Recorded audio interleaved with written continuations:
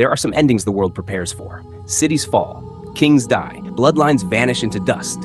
And when it happens completely, cleanly, as though fate itself insists that nothing should remain.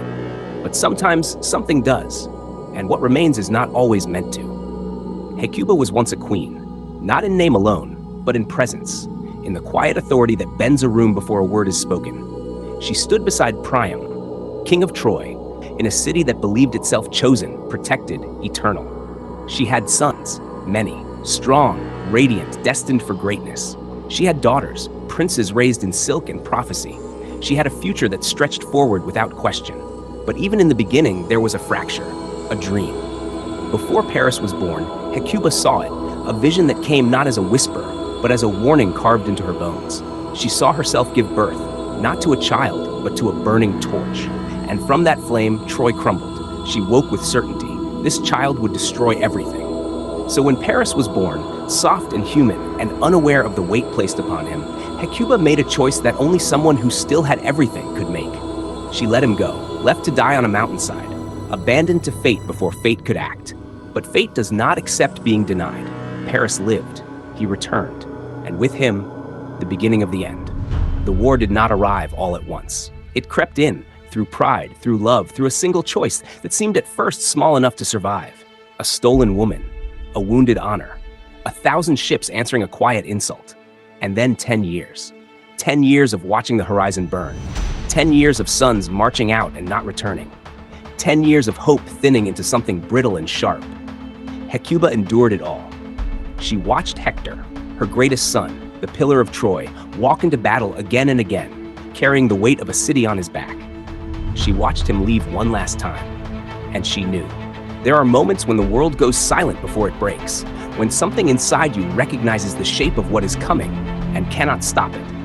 Hector did not return. His body was dragged across the dust, stripped of dignity, denied even the mercy of stillness. And still, the war did not end, because some endings are not merciful. They take everything first. When Troy finally fell, it did not collapse, it was undone. Not by strength, but by deception. Not in battle, but in sleep.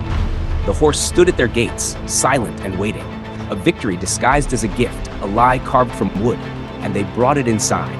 That was how it ended. Not with a final stand, but with a mistake. Fire spread before dawn. Screams replaced silence. And the city that had believed itself eternal was reduced to something unrecognizable in a matter of hours. Hecuba did not fight. There was nothing left to fight for. She watched as the palace was taken. As her daughters were dragged away, their futures rewritten in a single night.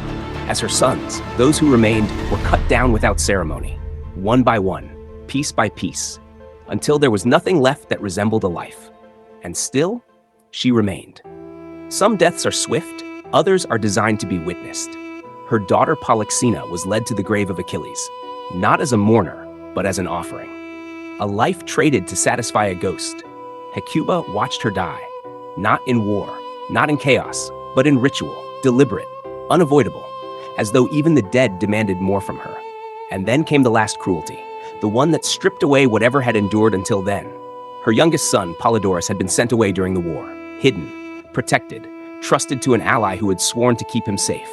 For a moment, just a moment, there had been something left, a fragile thread of hope, stretched thin but unbroken, until the sea gave him back. His body, broken and discarded, carried to shore as though even the waves refused to keep the secret. He had not died in battle. He had been betrayed, killed for gold by the man who was meant to guard him. That was the moment something ended. Not in Troy, not in the war, but in her. Grief can break a person, but this was not breaking. Breaking implies something remains. This was erasure. The world had taken everything that defined her, queen, wife, mother, and stripped it away until there was nothing left to recognize. And yet, she still lived. That was the cruelty.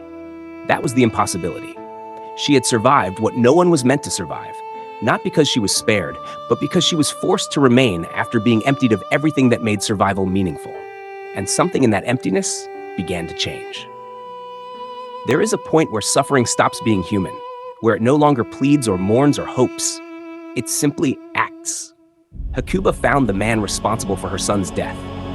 Polymestor, a king, a liar, a traitor who had believed the fall of Troy would bury his crime. He did not expect what came to him, not from her, not from what she had become. She did not confront him as a queen, or as a grieving mother, or as anything the world could understand. She invited him in, spoke softly, promised nothing, and when the moment came, she took everything from him. His sight, his sons, his certainty that he would walk away untouched. She left him alive, but not whole. Because by then, Hecuba understood something the war had tried to teach her from the beginning. Death is not always the end. Sometimes it is mercy. They say that after everything, she was no longer seen as she once was. That something in her had crossed a line that could not be undone. That grief had hollowed her out and filled the space with something colder, sharper, less human. Some say she became like a beast, driven, unrecognizable, untethered from what she had been. Others say she simply became what the world had made her. Either way, the queen was gone. What remained was something that had endured too much to ever return. There are some endings the world completes, cleanly, completely, but not this one, because Hecuba did not end when she was meant to. She continued, past the fall, past the loss, past the point where anything should have been left. And in doing so, she became something else, something the world does not prepare for, something it does not know how to name. Because some people do not die when they lose everything. Some people survive. And survival is not always a blessing.